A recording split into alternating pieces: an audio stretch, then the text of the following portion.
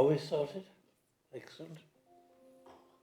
Can I welcome you all to this meeting of the Audit Committee? Particular welcome to anybody who's online and watching. My name is John Barnes and I chair the committee. To my right, therefore your left, Charlotte Spenley, who's our head of finance. To my left, sitting the Chief Executive, Lorna Ford, and other members will be identified online as they come up to speak. If I can move to the agenda, item 1, the minutes. Can I be authorised to sign those as a true and accurate record? Yep. In which case I will sign them at the end of the meeting. Apologies for absence. Our independent member, I'm afraid, has run into motor trouble on the AM25 and is unable to make it and has sent his apologies. Are there any other apologies for absence? Yes, we've got apologies from Councillor Winter. And Councillor Winter, right. Additional items, are there any? No, there's none, Chair. Disclosure of interests and dispensations. Richard. I have the registrable interest as chair of the housing company, and consequently I'll leave the chamber whenever that subject is discussed. Thank you, Chair. No other interests or dispensations. In which case we can go to item 5, which is the audit plan for the year. I will ask Charlotte to briefly say a word on this as to where we are, and then we will go to Adi, our auditor, who will take us through the document. Charlotte. Thank you very much, Chair. Yes, Adi will take you through in some detail, but just for a refresher, because we have some new audit committee members, external audit focus their work on our financial statements and the value for money assessment that they undertake each year. And each year they will table a plan for their work for the year ahead, including the kind of risk assessment that they've undertaken in arriving at how they'll approach the audit. So I'll hand over to Adi and Anam, who I'm sure will take you through the audit plan itself. Thank you. Good evening, Chair, and good evening, everybody. Hopefully you can hear me okay. Thank you very much for this. So I'm presenting the plan, as Charlotte mentioned, for the group audit for the 25-26 audit. The plan on page 11 of your pack sets out the significant risk for the audits, which are management override of controls, valuation of plants and buildings, including your investment properties, and the valuation of your pension fund liability. Just to explain a bit more around significant risk, this risk are common to an organization of your size and nature, and it's not unusual. In determining the international auditing standards do define significant risk as those risks, in our judgment as your auditors, that require special audit considerations. So in making this judgment, we look at both the nature of your risk and the potential magnitude of misstatements and the likelihood of that misstatements happening as well.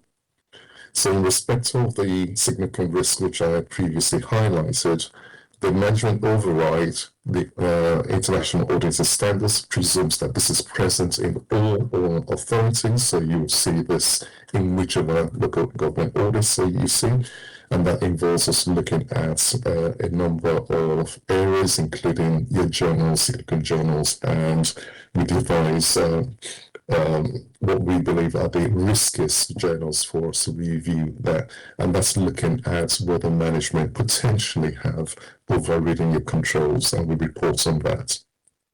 In terms of the valuation of the land and buildings and the pension valuations, both represent significant estimates in your financial statements due to the size, the complexity, and to the sensitivity of the changes in your key estimates. And again, that's why we designed specific audit procedures to review both those material estimates in your accounts. In terms of planning materiality, we determined that based on your outturn, and for this year, we've determined that the group materiality is 1.5 million, and for the council, that's 1.4 million. In terms of uncorrected misstatements, what we do is report any above our trivial level, and we set that trivial level at £75,000 for the group and £70,000 for the council. And in both cases, what we'll do is list out those areas that are corrected within the audit findings report that we bring to the committee later in September after the conclusion of our work. Just to to finalise in terms of the materiality section, this is based on our professional judgments in the context of our knowledge of the council and the group. The work we'll be undertaking will be on the group financial statements, and in terms of the group elements, again, we'll undertake targeted work on the material balances. And so in this case, we've determined that we'll not be relying on the work that's been done specifically by your auditors of the housing company. However, we'll undertake our own work because it's more efficient for us to look at the work that we're doing alongside that and just look at the material balances as part of that work. The other area of the work, as Charlotte alluded to, is our responsibilities in terms of your value for money. We look at your arrangements to secure value for money within the council. So to date, our planning has not identified any significant VFM risk. We will continue to keep this under review until we issue our auditor's annual report again to the September committee meeting. In terms of the time frame for the audit, so the planning and the risk assessment took place between January and March, and that's substantially completed, apart from areas of work that has to be done after the financial year end. And there are no issues arising from that I need to bring to your attention. And that's largely based on the plan that's in front of you. This year, we've also undertaken early testing, bringing forward some transaction testing from months 1 to 9. We've undertaken this as a dry run in anticipation of the 26-27 statutory deadlines coming forward by 3 months to end of November. So in working closely with Charlotte and the team, we've undertaken some early testing to just bring forward some of this transaction that we will be doing in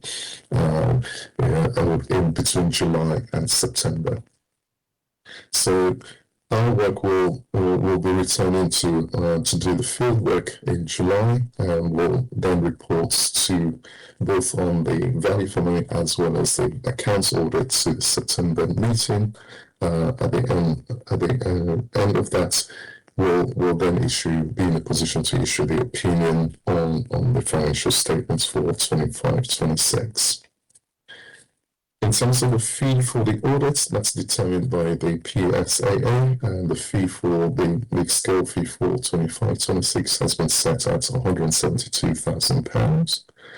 And the final point I want to raise is to confirm to the committee that we have no independence issue that we need to bring to your attention. And Chair, I will stop there and take any questions. Thank you very much indeed for that. Are there any questions to our auditor? I see none at the moment. We seem to have made significant progress with the issues and risks that you communicated to us already. And I was particularly pleased to see that the new trainee accountant is now taking over the regular journals, which addresses one of the issues I think you have with overriding controls. So that's good news, I think. only came in January, but I think we should take pleasure in that. If there are no other questions, there is one. Terry. Thank you, Chair. On the IT audit strategy, I notice you're only looking at two particular aspects or two particular packages. Are you satisfied that they give a complete overview of the IT strategy, especially the interconnectivity of Unit 4 Business World, which I think really takes as read lots of other input from other applications rather than actually being electronically integrated with it? Are you happy that that gives you a complete picture? Yes, it does, because the focus for us will be the main system that produces your financial statements, and that's the area that's we focus our testing on. And in terms of the wider side of things, we also look at other areas around as part of our value for money in general, and that follows through in terms of looking at cybersecurity, including in this kind of areas. But the key area for us on the financial statements is largely around what drives the financial figures within your statements, and that's largely through your ledger, and that's why we focus on that.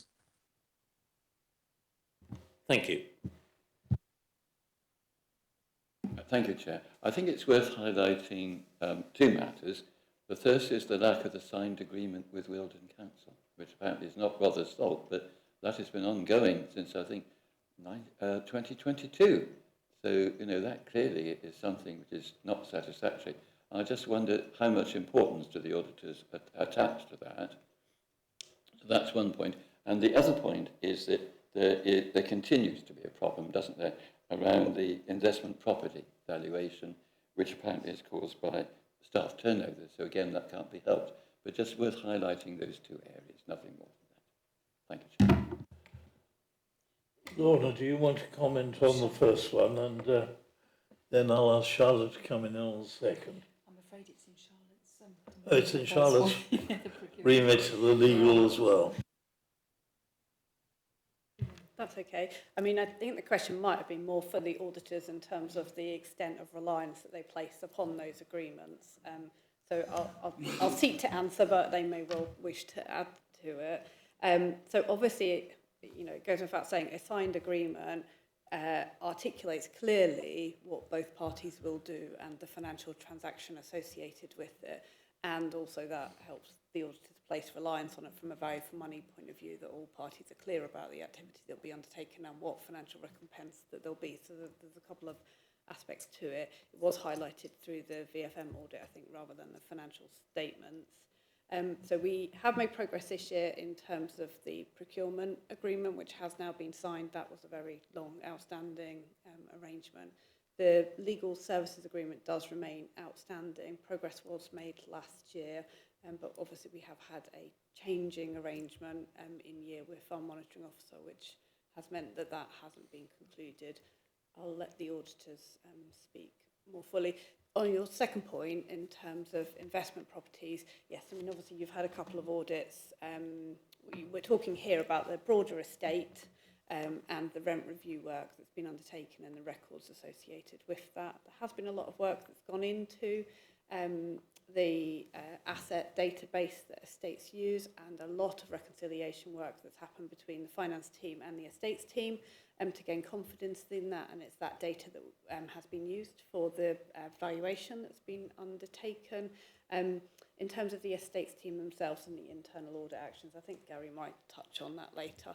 Progress has been made in terms of those rent reviews and the work around them.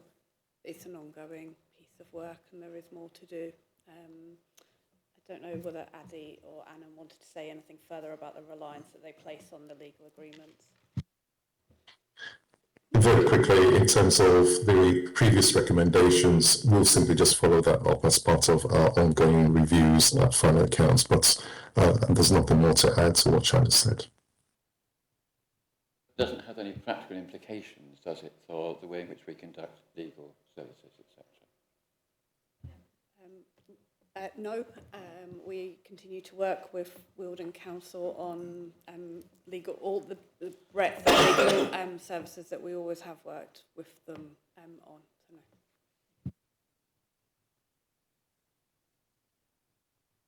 Thank you, Chair. I think, I mean, ideally we would have a signed agreement. I think, as Charlotte says, we have had a change of personnel and a new monitoring officer, and it's an opportunity to sort of look at the next sort of 20 months, 21 months, and consider really what we need during that time. So in some ways, it's sort of helpful that we have a bit of scope to shape the future, but it's something that we want to get concluded. Yes, I think we would welcome a bit more activity on the part of Wealdon to get it over the line. But yeah, it's good to be revising in the line of the move towards the unitary, because there may well be things that come up in that process. Richard, are you happy with that? I certainly am. Am I correct in saying the economy, efficiency, effectiveness comes under this heading as well? Because if it is, I think it's really good to record that no significant weaknesses were found in that area, and that was also true of governance. So I think, you know, it isn't just simply a matter too of maintaining economy, efficiency and effectiveness, but the actual criteria is about improving it. And so it's really good to know that we've had, you know, assurance on those two issues. Yes, not only assurance, but actually, since we need to improve the position and build our reserves, the auditors are actually going to help on that. They only gave us an amber under financial sustainability, and that's because of the reserve position. So, yeah, I think value for money, effectiveness, very important considerations this year. Right, in which case, I think what we have to do is simply note the report, note the timetable set out, and if necessary, we will schedule an additional audit committee meeting if the timetable can't actually deliver in time for our next meeting. Are you all happy with that? Please show. Right.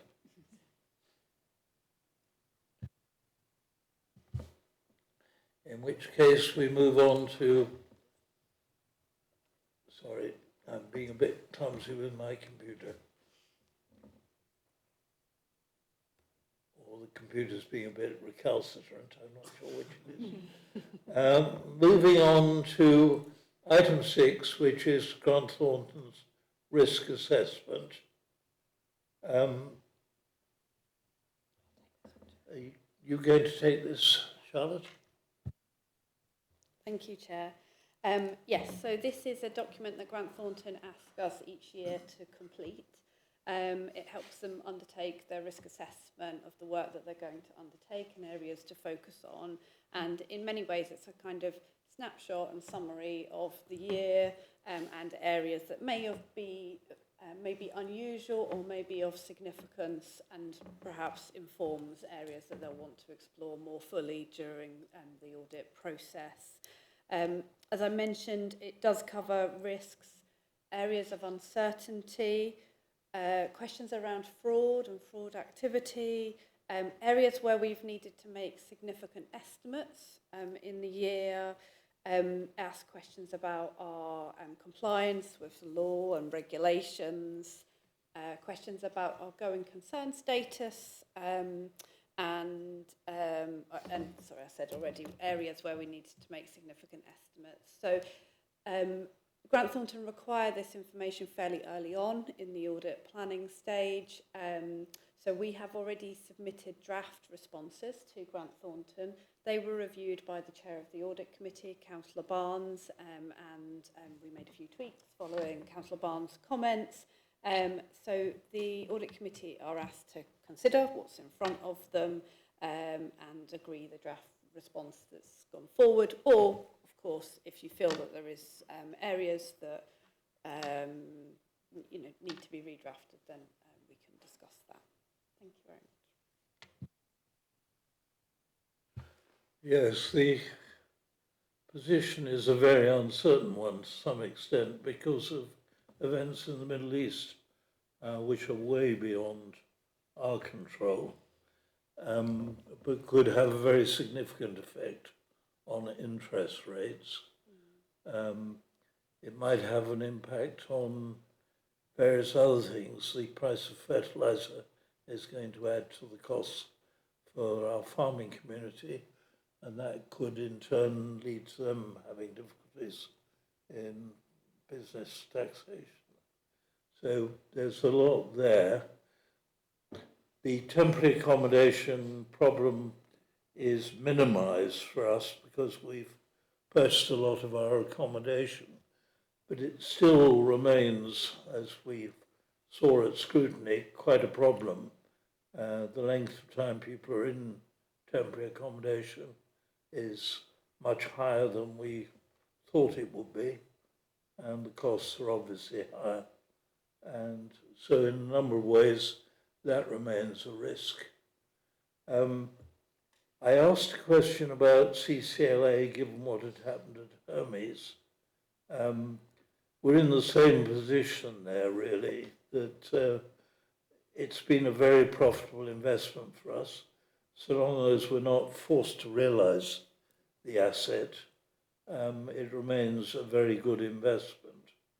So I don't think there is a problem there. And Hermes came out of the blue a bit and was a very curious story. Whereas I think CCLA is a rather different matter. The housing company, I think we probably do need to put on the agenda, probably for the next meeting. Not a risk, but the monitoring officer advises that any member of the housing company board cannot attend this body for those issues. What I'm proposing is that somebody represents the housing company, much as an officer would attend, and we will be in a position to ask questions, therefore, at the next meeting. So I think that covers off that particular problem. Again, not all the problems with the new food waste fleet are quite clear yet, and again, we may want to revisit that. Though I have to say the service, after an initial stumble or two, seems to have got underway well, but that's performance is not our issue. Governance and regularity are. Are there any other questions on the pressures? Beyond that, I think, are there any comments on the other sections here?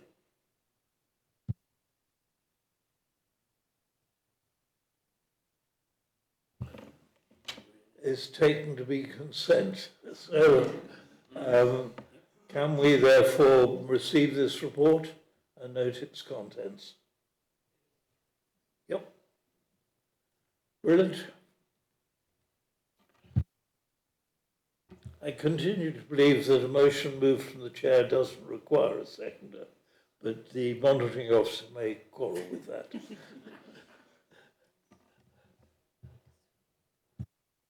Go on to agenda item statement. This is quite an important item, the annual governance statement. You're going to introduce that, Lorna, please. Okay. Apologies. I'm sure there'll be a break from my voice in a moment. Okay, so the annual governance statement, as the chair said, very important document. Summarises the organisation within the governance arrangements within our organisation, and identifies kind of areas of strength, areas of development, and areas that we may wish to put some actions around in the coming year. This year, the annual governance statement was prepared by the Statutory Officers Group of the Council, which comprised at the time, obviously the new monitoring officer has been appointed subsequently, but comprised of the time of the Deputy Monitoring Officer, Lorna as the Head of the Pay Service, and myself as the Section 151 Officer. So we have drafted this together, and we've also had input from Gary from an internal audit and control perspective as well. So in terms of the annual governance statement itself, it gets incorporated within the financial statements. So it's an important element of the narrative part of the financial statements that will be presented to you, hopefully in July, all being well. And as I said, it outlines our governance framework and the Council's overall vision and priorities, how we go about consulting with the public, how our various committees operate and function, procedural matters such as complaints, codes of conduct issues and transparency. And then section 4 highlights the kind of review of efficiency. So there were a few areas that we've updated this year, or a few areas of activity this year. So there was the creation of the Shareholder Executive Committee in respect of RDCHC, which has now met 3 times and is operating really efficiently and has really built that level of discussion between the shareholder and the housing company itself. So that has been a key improvement this year. There's also been updates to the member officer protocol this year and the hybrid meeting protocol as well. Gary had undertaken an update of the anti-fraud and corruption framework in year, so the document also reflects that, and it reflects the work that's happened in year, both on internal audit and on internal audit recommendations that were outstanding at the time. We have highlighted from page 75 onwards of your pack progress that was made against the 25-26 action plan. There are some actions that were completed and some that were partially completed, and they'll be carried over into the new action plan for 26-27. In terms of 26-27, the proposed areas that we're going to focus on are refreshing the financial procedure rules and then updating and training our staff on those new rules, updating our officer delegations within the Constitution, and then once that work is done, we'll deliver some training on staff code of conduct, the member officer protocol and the Nolan principles to staff, and then run a similar session but slightly tweaked for members through a member briefing on the same areas. Other areas that we plan to work on in the year is we'll review compliance with the local code of corporate governance. That's something that we have historically done but has fallen by the wayside a little bit in the last year or two, so we're going to update our assessment of compliance against that code, and we're doing some work, in fact we discussed it at CLT today, some work on the business continuity plans to make sure they're aligned with the East Sussex templates. So yeah, once this committee has considered the annual governance statement and agreed it, then we will ask Lorna and Councillor Oliver, the leader of the council, to sign the document. But yeah, happy to take any questions. Thank you, Chair. Councillor Byrne, Terry. Thank you, Chair. Business continuity. Do we ever try it? Do we ever do a trial run of, computer services denied and benefit payments and everything? I know we have a pretty robust strategy in place. I'm just wondering how often we actually try it, because it must be an awful overhead of officer time, but equally something I think we really need to do, especially with the amount of cyber attacks. We've been very lucky, but the health service got totally done, and maybe local government at some point. So we do check it, yeah?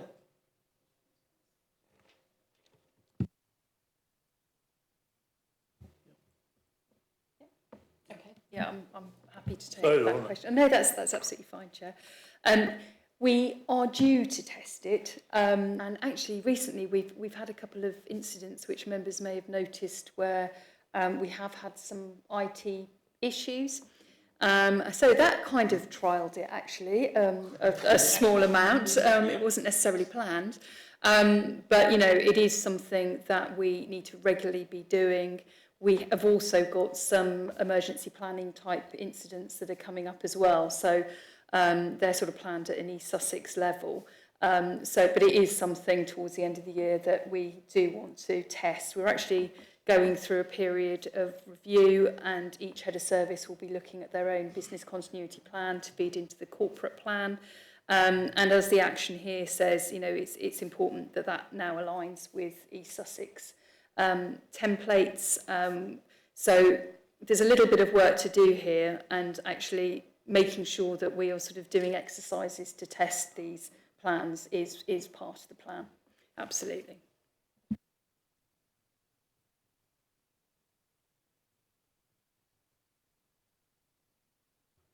No other questions? Yes, indeed. Hello, Chair. I think first one thing I'd just like to point out is that I think it's very much to be welcomed. There's now a wellbeing action plan. It's a very significant thing for us to do that, particularly with all the changes coming up in local government. So that's really good. And I noticed that there's going to be training, and I'm hoping that this hasn't taken place. It could be that it's taken place and I've missed it, on the no-loan principles and also on the member officer protocol, which you brought up today. Is there any news about when that will come forward? It's obviously particularly important with some of the problems we've had with certain councillors. Thank you, Chair. Yes, so we've had, as you know, Philip Baker has just been designated as the monitoring officer, and we're also looking to appoint a permanent deputy monitoring officer a bit later in the year, and we feel this would be a really good opportunity for that person to get to know members and present that. So it will be coming later in the year. And I agree with you, it is a really, really important piece of work. It's really important that both officers and members are reminded of the Nolan principles, our code of conduct and our member officer protocol, which has been tweaked in the last sort of 6 months. So we're really, really keen to roll that out, but I think it will be a great opportunity to meet the new deputy monitoring officer and for the monitoring officer to help shape that event. Happy with that? Charlotte, you want to come? Sorry, just the question just prompted me that I'd forgotten to mention something in my introduction.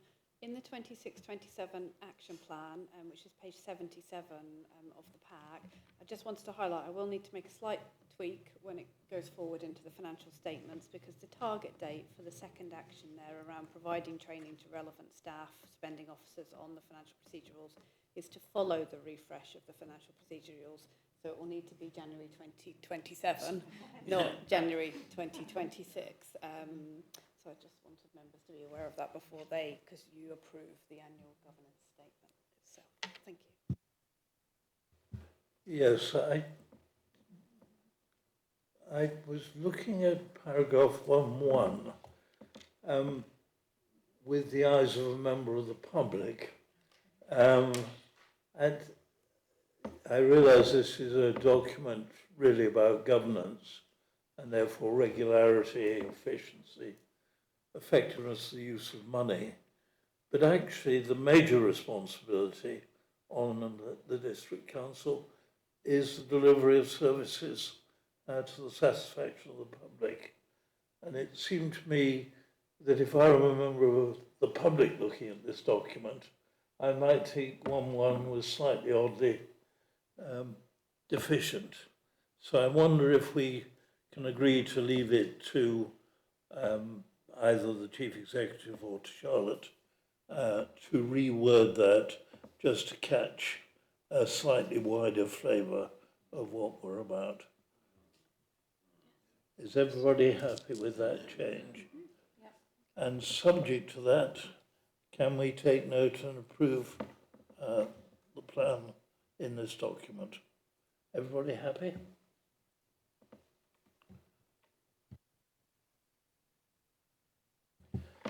Let us move on then to agenda item 8, which is Gary Angel's report. And this is the annual report, which I think probably we ought to take that first and then come to the specific reports later. Gary, do you want to introduce your annual report, please? Yes, thank you, Chair, and good evening, everyone. Each year I deliver an internal audit opinion on the adequacy and effectiveness of the Council's framework of governance, risk management and control. The opinion I express in this report is completed for the year, based on the work completed in the year 2025-26, the last financial year then, results of which feed into the annual governance statement, which Charlotte's already referred to. Other items covered in this report include a summary of the performance of the internal audit service last year, a statement of how we've conformed with our professional standards, an update on the whistleblowing activity, plus my usual quarterly update on the internal audit activity in the previous quarter. I'm now going to outline the main bits in this report. On page 80, you can see that we've issued 7 audits in the final quarter of 2025-26. The executive summaries for these audits are in the Appendix A, which is on page 89 onwards. The reports issued this quarter are housing company governance, benefits, council tax, business rates, creditors, treasury management and payroll. All but one of these reports received a substantial assurance rating, meaning there was no significant areas of concern found. The housing company governance audit only received a limited assurance because of the number and potential significance of the issues found. However, most of them have now been resolved, so as you would have seen in the update at the end of the executive summary. Overall performance in 2025-26, full details of the audits we completed last year are in Appendix B, which is on page 107.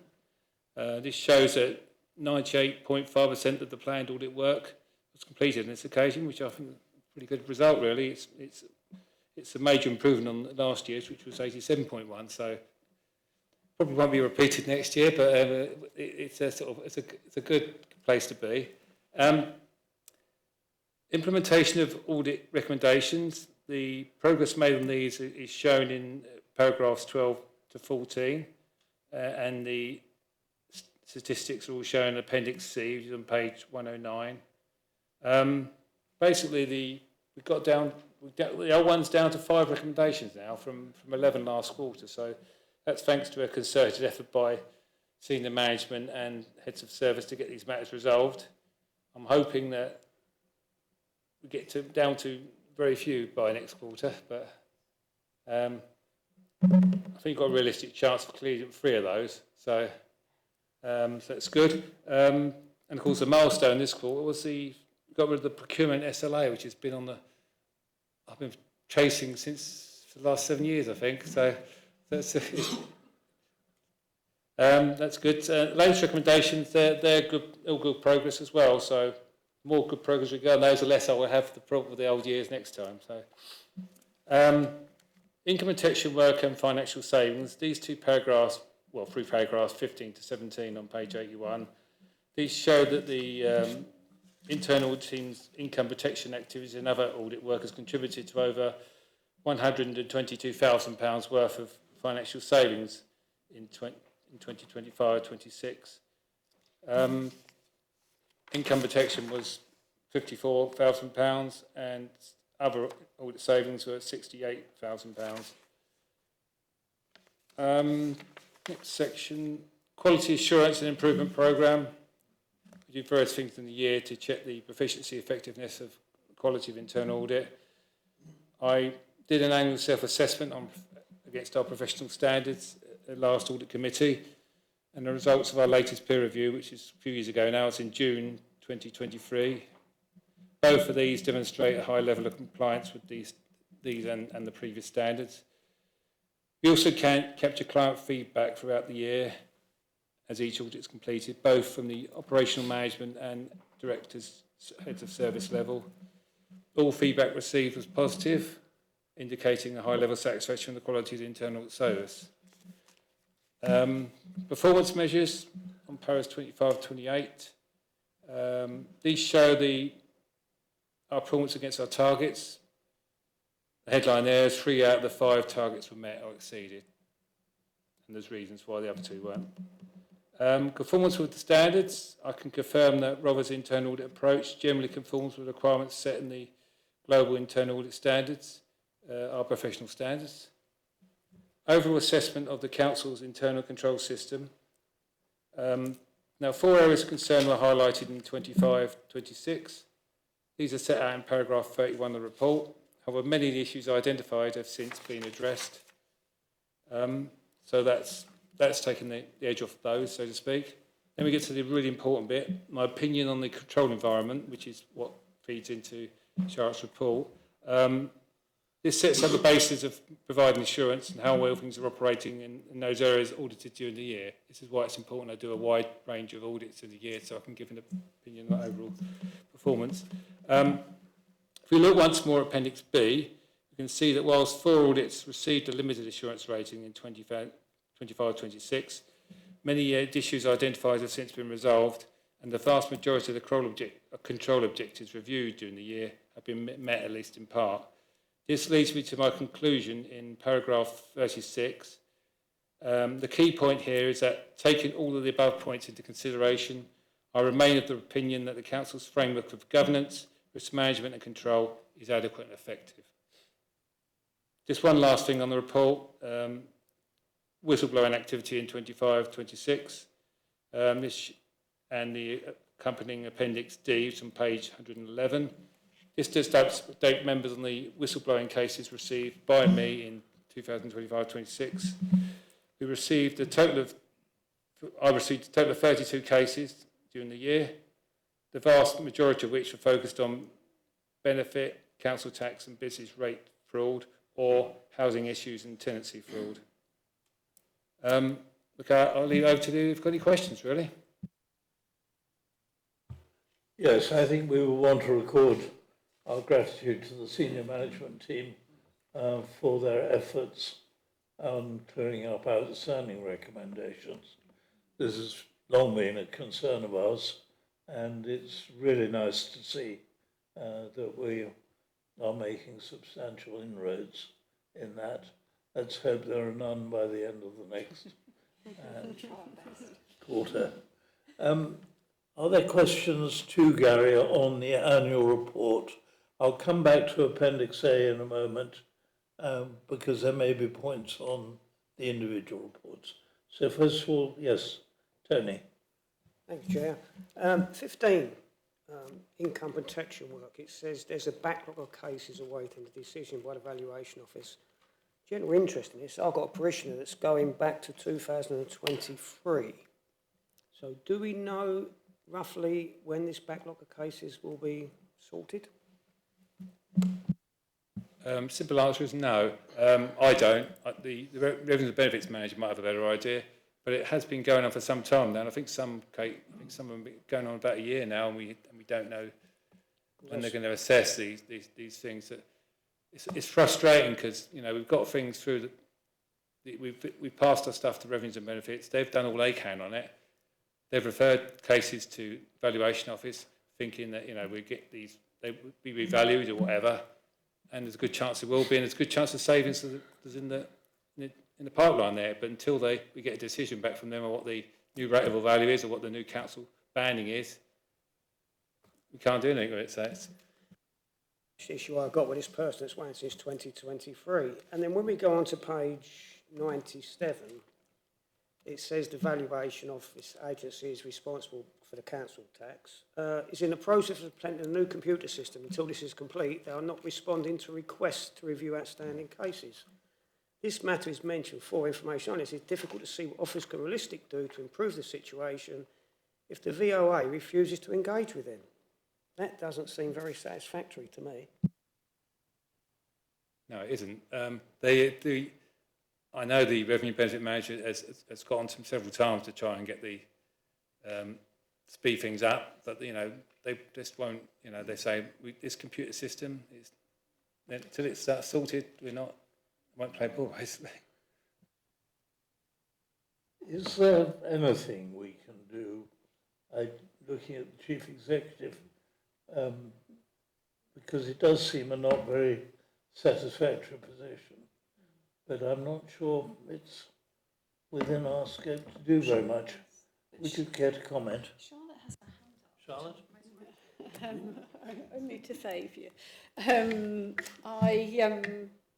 I don't know is the honest answer. However, I can talk to Chris tomorrow about what the escalation points are and what contact details we can get by way of escalation, and contact someone more senior at the VOA than our current liaison point. I think that's probably the best that we can offer at this point.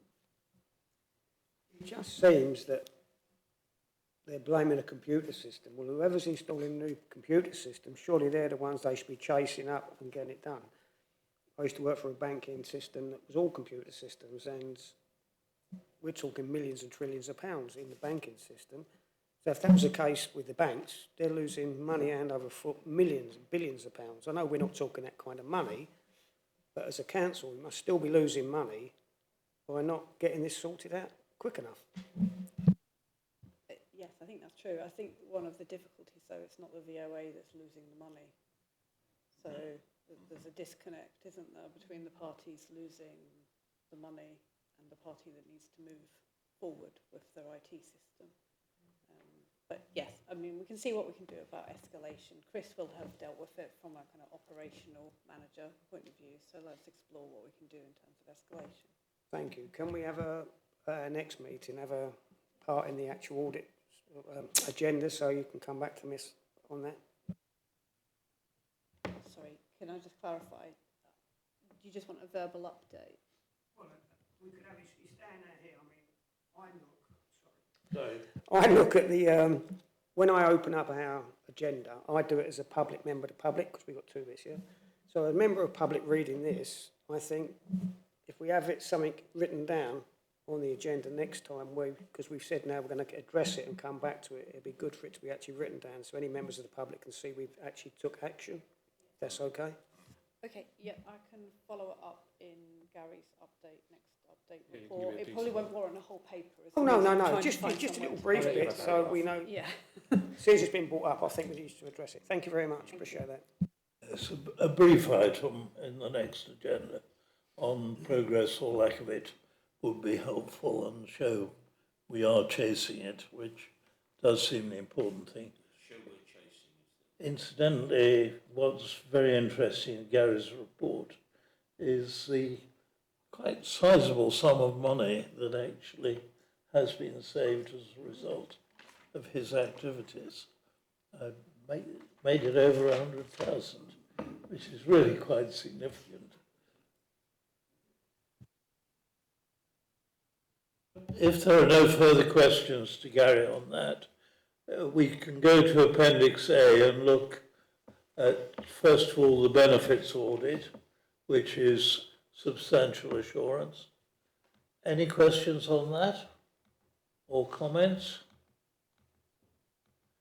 In which case, we go to the next one, which is the council tax audit, again substantial. Everybody happy with that? No questions. So I go on to the business rates audit, again substantial. Any questions, Richard? Chair, I think it's probably worth pointing out that, by the way, I just really want to underline what you said too, about how good the record of the council has been, both in terms of clearing the backlog and also the very substantial number of reports, the current reports that are showing substantial as against limited assurance. It's a fantastic record, and I think, you know, everybody needs to be congratulated on that. But just one sort of point here, which is both on the council tax audit and the business rate audit, with both, there's a yellow for all arrears are properly identified and effectively pursued. Just worth emphasising, that's something to really concentrate upon when the council's finances, although remarkably good under the circumstances actually, nevertheless, like all councils, we are struggling in a difficult political environment. So just to emphasise the importance of those two. Thank you, Chair. No comment from the officers? Nope. I think the point is well taken. We move on to the creditors audit. Again, the assurance is substantial. No questions? No? In which case, that really completes, I think, what we need to talk about. Treasury management audit. Again, substantial. Everybody happy with that?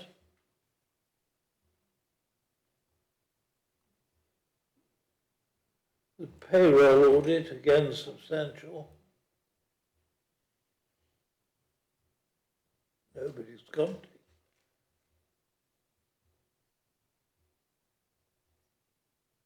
Right, I think that probably completes what we need to do there.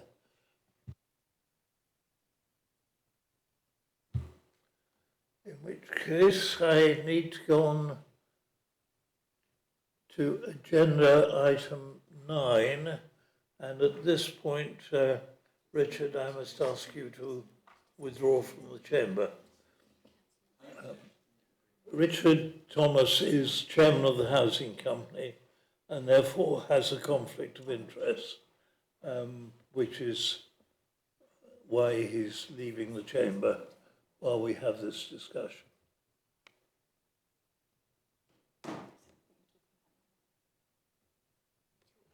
Sorry,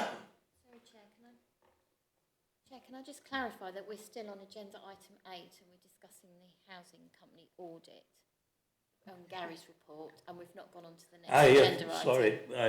Because you did say we moved on to agenda item 9, but I think we're still on agenda item 8. I am grateful to you for the correction. We did indeed. Can you remind me of the page I need to go to? So it's page 89, members. Page 89. Are there any questions or comments that people want to make on page 89, the housing company audit?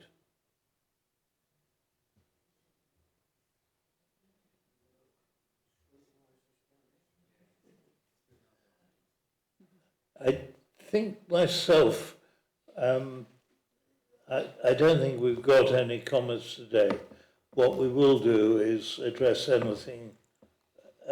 If I can ask for a copy of this to be actually attached to the next agenda as well, because it might inform our discussion on the housing company.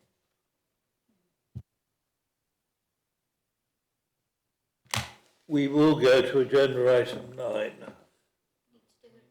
to agree it. We need a proposer and a seconder and it needs to be agreed. Sorry, I didn't catch that.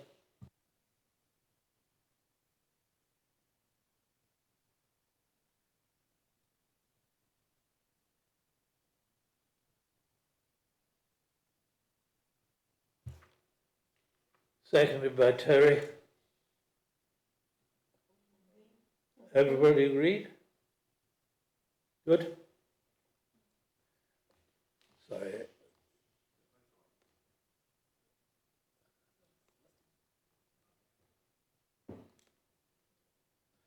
Now, we go to item 9.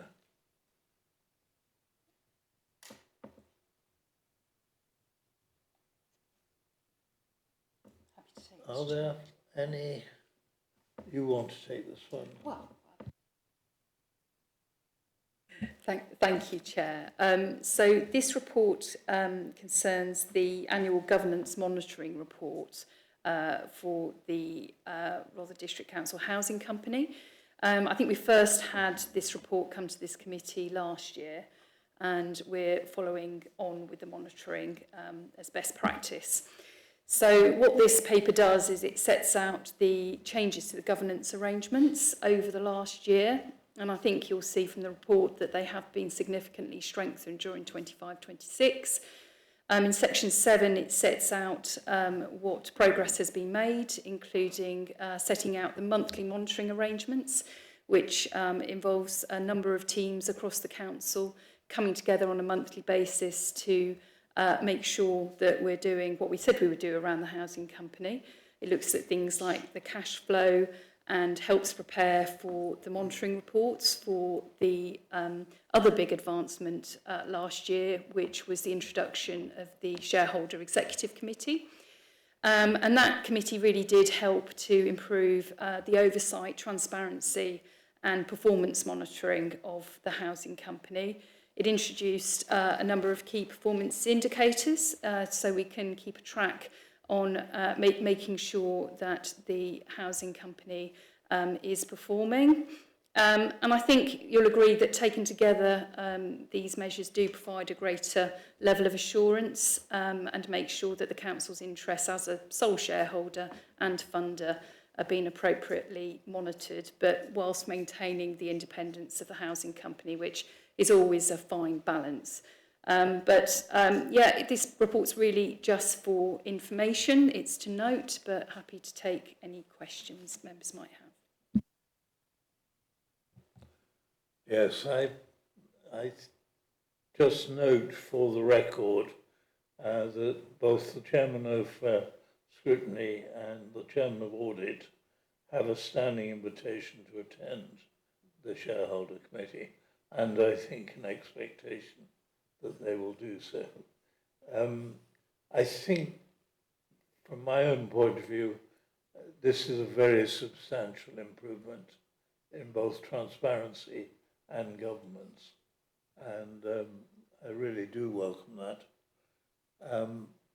It seems to be working well. I think the Chairman of the Housing Company will want to emphasise how important it is that because of company law, that we get this absolutely right, so we don't compromise the position of the board while making sure that we exercise our responsibilities properly. Are there questions or comments? Terry. Thank you, Chair. I think the introduction of the shareholder representative oversight group, SROG, God, what a name. But that whole everything around the shareholder executive, it's tightened the timescales, so we know we're in a fast-moving, unfortunately, very fast-moving on costs and not so fast-moving on revenue situation with the housing company. And I think this gives us as early warning as we could possibly expect of anything going wrong, and therefore as early warning as possible for remedial action. So I think it's just so much better than it was. Thank you. Any other questions or comments? In which case, I think we can move to approve this report. Everybody happy with that?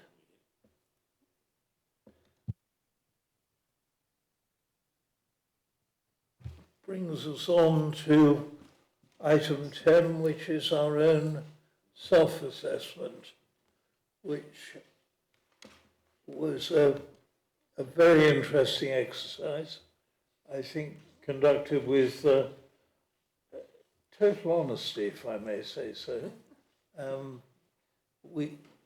Welcome back, Richard. We are on the self-assessment made by the committee, which was, I thought, a very interesting and robust exercise. Are there any comments or questions about it? Everybody, I think, was present. No? Somebody wasn't.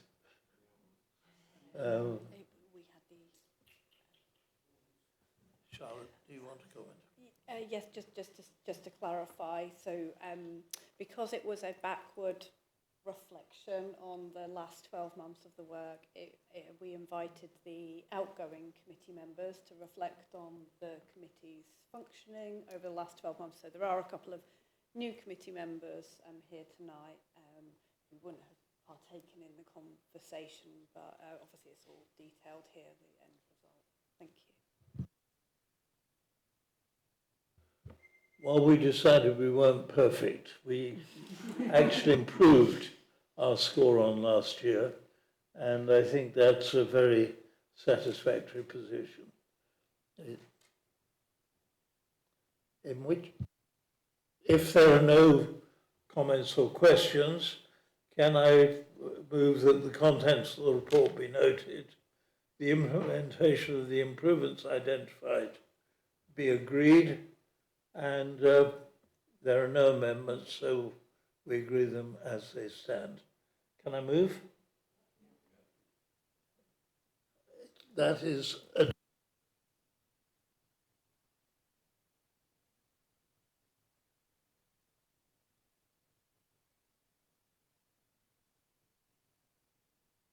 sorry. Finally brings us to the work programme.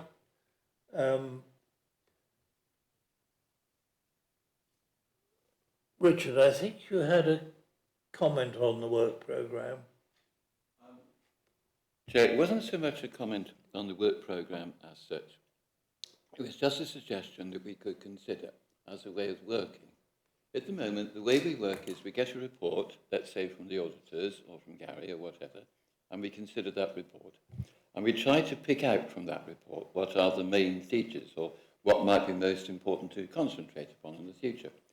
And my suggestion was, and it's just sort of, you know, I don't know what other people think about this, but my suggestion is that maybe one way in which we could do that is to construct the agenda slightly differently. So we have the reports exactly as we have now, but maybe what we could do is to look at the particular things the committee, maybe yourself as chair, or the officers, or everybody in consult with each other, point out as being the main things which are worth concentrating upon.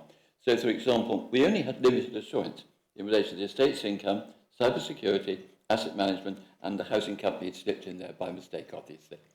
It's a joke. Anyway, so maybe we could put those things on the agenda so that we focus deliberately upon those things which have been identified by Gary or whoever as things which are of considerable importance. So it's just a suggestion that maybe we could, instead of doing it by who is presenting the report, do it by the subjects of the report as well. That's the suggestion. And I don't know what other people think of it. From my point of view, I think that suggestion has a certain amount of merit. I've already indicated that I think we need to look at the housing company at our next meeting. But it's also true, I think, that there is a good deal of unease amongst members of the committee about the position on the estates. We know there's been a backlog problem. It was not, it's been gripped very much by the current administration, and particularly by Joe. But somehow the position still isn't quite as it should be. So it might be worth having Joe to a meeting and having a discussion focused on that to understand what the problems are and how he is going to address them. Gary? Could I just add on that? We're going to do another audit on state's income in the next few months. Perhaps once we know the outcome of that might be a better time to get Joe in, whether or not to get him in, you know. Yep. If things haven't improved materially by then, maybe that's the time to do it. Because at the moment, the cases we're chasing up on the old recommendations, I think it was something like 40 or something to start with a few years ago when we did the audit, original audit. We're down to 10 now, but some of those are for significant rent. So, and they're, you know, and some of those are 2 or 3 years old now as well. So, hopefully, I'd like to see some movement on some of them soon. I keep saying, they've gone to the next stage. I think some of them are legal now, so, but it'd be nice to get someone over the line. Because you've got to remember, these are just a snapshot of ones we saw when we did the audit two years ago. I'm sure if we applied a new list now, there'd be a few more to add to it. So, just a suggestion. Yeah, by the way, I just wanted to mention that although I can understand Councillor Thomas' point about bringing up the things, I would like to add that my report this time is just a summary of stuff you've already had before. So it's to get my annual opinion. It's just it's just a quick shoot through all the things I've seen in the year. All those 4 reports you've highlighted, you've had the executive summary to them, and they've been debated. One of them, the ICT one, was in confidential session, wasn't it? So it's so I don't know how we'd quite handle that really, but. Tony? Sorry, Chair, I don't know if this is relevant. Do we know exactly how many outstanding council tax non-repayments we have, how many business rates non-repayments we have? Would it be highlighted to bring them to the audit? The only reason I ask that is, obviously I sit on the magistrate's bench and I have Hastings, I have Eastbourne, I have Lewis come in front of us with quite a substantial amount for us to sign for them to go and collect or chase them up legally. So I just wondered how we stand in Rother. I mean, that data's definitely available. I obviously don't have it in hand today, and I'm sure that's probably data that you look at in your audit, Gary. I don't know, I'm not sure if it falls in the scope of your audit, but it feels like the sort of thing that might well do. Yeah, I mean, we look at stuff that go liability audit and things like that. Yeah, the recovery, but I wouldn't be able to tell you how many overall and like that. I think we'd have to go to Revenue Benefits Manager to get the correct position. It was, do we chase them up through the courts? Yes, we do progress through the courts. I can get for the next committee some data around it, if that's helpful. It might be interesting as a committee just to see how we're doing so we know what's going on. Yeah, no problem. I think that's a factual query and could be handled outside the committee. Richard, do you want to adopt Gary's suggestion of what we discussed? Yes, I think that would be good. I mean, I just want to make it really clear that there's huge value in receiving the reports from Grant Thornton and Charlotte and Gary. So I'm not suggesting we do away with that. But your idea, Chair, of concentrating on a particular subject would enable this committee to dive a little bit more deeply, to scrutinise a little bit more acutely, and I think that could be useful. Thank you, Chair. I suppose the question, which I won't try and answer, but really Lorna and Charlotte will have to, I think, determine, is whether Gary provides that report or who does. But we can probably decide that outside the meeting. If we're going to take the housing company next time, should we take the other subject at the following meeting rather than next time? Or do you think we've got the capacity to do both? The only observation I would make about next time is that we have got the statement of accounts themselves, which is a kind of pretty heavy agenda and very long agenda item. It's the longest agenda item we take each year. And we have got the Treasury Management outturn and the risk update. Well, we'll of course explore the housing company as well. So I'm very happy to bring it to the next committee. Obviously, it will be a very busy committee if so, or I can bring it in September, or I can circulate something offline. The downside of that is, of course, the transparency piece will not be achieved.